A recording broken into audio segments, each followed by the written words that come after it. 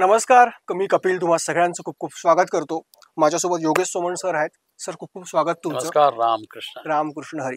आपण आता मस्त इंद्रायणीच्या काठी बसलोय. मागे आनंद डोहा आहे आणि त्या निमित्त अभंग तुकाराम या सिनेमाचा फर्स्ट लुक आज रिव्हील झाला आहे आणि सर स्वतः तुकाराम महाराजांच्या भूमिकेत आपल्याला दिसणार आहे. सरांना आपण आतापर्यंत विविध माध्यमातून बघितलंय, अभिनेता, लेखक, दिग्दर्शक, पण यंदा आय थिंक 4 भूमिकांमध्ये तुम्ही दिसणार आहात. लेखक, संवाद लेखक, अभिनेता.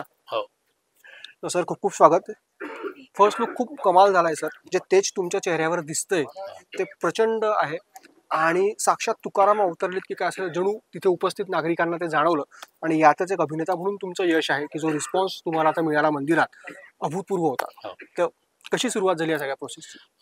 ऍक्च्युली याची सुरुवात जसं मी म्हणलो की याची कथा आणि संवाद माझे आहे ते आनंद डोह म्हणून तुकाराम महाराजांवरती मी एक एकपात्री प्रयोग जवळजवळ 12-13 वर्ष करतो आहे. तिथनं सुरुवात झाली. म्हणजे ही त्याची पुढची पायरी आहे. दिग्पाल बरोबर हे काम करणं आणि दिग्पालने याची पटकथा आणि संवाद लिहिणं आणि हे करणं, तिथपासनं ती सुरुवात झाली. आणि तिथपासनं मी आध्यात्मिक याच्यामध्ये जवळजवळ 2003 पासनं एक माझं वेगळंच आयुष्याला वळण आलं आणि त्या ह्याच्यामध्ये त्याची परिणिती हा प्रयोग आहे आणि हे काम आहे असं मला स्वतः वाटतं.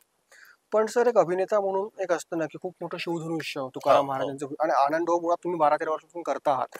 आणि जेव्हा मी दिग्पालाला विचारलं तो तेच म्हटलं की जेव्हा हा सिनेमा करायचं मी ठरवलं तेव्हा माझ्या डोक्यात दुसरं कुठलंच नाव नाही आलं. कारण जो कोणी अभिनेता असेल त्याच्याकडनं मला ते करून घ्यावं लागलं असतं. पण योगेश सर ती भूमिका जगतायत, त्यामुळे दुसऱ्या कोणाचा विचारच करू शकत नाही. सो एक अभिनेता म्हणून खूप मोठी पावती तुम्हाला मिळाली सर. ती फक्त तुकाराम महाराजांच्या भूमिकेपुरतीच आहे असं मला वाटतं. कारण दुसऱ्या कुठल्याही करताना जे एक अभिनेता म्हणून तंत्र काही करायचं असतं ते सगळे हे करतोच. पण महाराजांची भूमिका करताना आतापर्यंत कधीही मला अभिनेता म्हणून काही तंत्र वापरावं असं कधी झालं ते होत गेलं माझ्याकडनं, ते करून घेतलं गेलं. आत्ता सुद्धा मी अगदी आत्ताचा अनुभव सांगतो की जेव्हा मी मंदिरातनं बाहेर आलो, पहिले आकाशाकडे पाहिलं आणि हात पसरले आणि जे आपण आव्हान म्हणतो, तर तिथनं नंतर मी नव्हतो. मी माझा करत राहिलो, भूमिकेत होतो, लोकांना वाटत राहिलं. ते महाराजच म्हणजे माझी अगदी खूप प्रामाणिक भावना आहे याच्या मागची, पर्टिक्युलरली तुकाराम महाराज सादर करतानाची, की ते महाराज माझ्याकडनं करून घेतात आणि मी ते करतो. आणि आज विठ्ठलाचा पण आशीर्वाद आपल्याला आहे, कारण सकाळपासून तुफान पाऊस सुरू होता आणि आता क्षणभर विश्रांती पावसाने घेतली. माझी प्रदक्षिणा चालू असताना आशीर्वाद येत होता. तो आशीर्वादच म्हणावा लागेल, कारण त्याच्यानंतर पाऊस तेवढ्याच वेळ आला आणि परत बंद झाला. तर ईश्वराची पण हीच इच्छा दिसते. सर मला विचारायचं आहे की जेव्हा एखादं साहित्य आपण प्रेक्षकांसमोर आणतो तेव्हा त्यातल्या बऱ्याच छोट्या छोट्या गोष्टींवरती अभ्यास केला जातो. महाराजांचे अभंग खूप आहेत, त्यातल्या काही अभंग कथारूपाने या सिनेमातून सादर होणार आहेत. आणि याचं वैशिष्ट्य म्हणजे की अभंगाच्या रूपाने ही कथा पुढे जाणार आहे.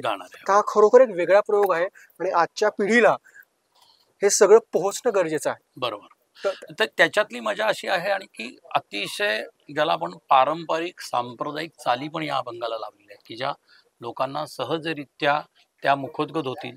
तशा अर्थी पण अभंग लोकांपर्यंत पोहोचणार आहेत. नुसतेच त्याच्या प्रसंगाच्या माध्यमातून विचार तर पोहोचतीलच, पण ज्याला आपण म्हणतो ना की हे आता जसं आजचं आपलं आम्ही वैकुंठवासी आलो याची कारण अशी बोलिले जे ऋषी, हे इतकी छान पारंपरिक चाल आहे की ते 2दा-3दा केलं की आपोआप गुणगुणलं जाणार आहे. म्हणजे आम्हाला स्वतःला हा अनुभव संबंध चित्रीकरणादरम्यान होता की एक आमच्या युनिटची एक पद्धत होती की आम्ही ते अभंग लावून ठेवायचो. तर ते दिवसभर ते इतके गुणगुणले जायचे की तुम्ही त्याच्यात येताना मग त्यातला शब्दाचा अर्थ तुम्हाला वेळोवेळी कळत जातो. एकदा तो तुम्हाला कळला की आपोआप चित्रपटाच्या माध्यमातून तो लोकांपर्यंत येतो, कारण तुमच्या मग काया वाचा चेहरा या सगळ्यातनच ते शब्द लोकांपर्यंत पोहोचवले जातात. सो तशा अर्थी प्रत्येक प्रसंगाच्या याच्यामध्ये ते अभंग लोक, आणि ते खूप साधे सोपे सहज आणि त्याला चाली छान बांधलेले आहेत, त्यामुळे ते आणखीन काम सोपं आहे असं मला वाटतं लोकांपर्यंत पोहोचण्याच्या दृष्टीने. दिग्पाल एक दिग्दर्शक म्हणून खूप चांगलं करतोय, कारण शिवराज अष्टकानंतर त्याने मुक्ताई, ज्ञानोबा आणि नंतर आता तुकाराम महाराज हे विषय मोठ्या पडद्यावर आणले. आणि आजच्या पिढीला हे विषय करणं खरोखरच खूप गरजेचं आहे, कारण मोबाईल आणि सोशल मीडियाच्या प्रादुर्भावात या सगळ्या गोष्टींपासून आजची पिढी वंचित होते. पण कुठेतरी हे विषय जेव्हा त्यांच्यापर्यंत पोहोचतात तेव्हा आपलं संत, आपलं साहित्य किती मोठं आहे, किती अफाट आहे हे त्यांच्यापर्यंत पोहोचतं. ही महाराष्ट्राची संस्कृती गाव खेड्यापर्यंत असलेली ही जी संस्कृती आहे की जी जपली गेली कीर्तनाच्या माध्यमातून असेल, या सगळ्या परंपरा लोकांपर्यंत खूप चांगल्या पद्धतीने चित्रपटातून येतात असं मला वाटतं. आणि साहित्यच आपलं एवढं आहे की त्याच्यावर खूप अनेक चांगले चांगले हो. प्रोजेक्ट होऊ शकतात. हो. Sir thank you so much. जास्त वेळ घेणार नाही, आपल्याला अजून 2-3 महिने आपण भेटणारच नक्कीच. आहोत. तर जाताना सर फक्त महाराजांचे अभंग खूप आहेत, तर सिनेमातला एक अभंग तुम्ही आमच्या प्रेक्षकांसाठी सादर केला. अं,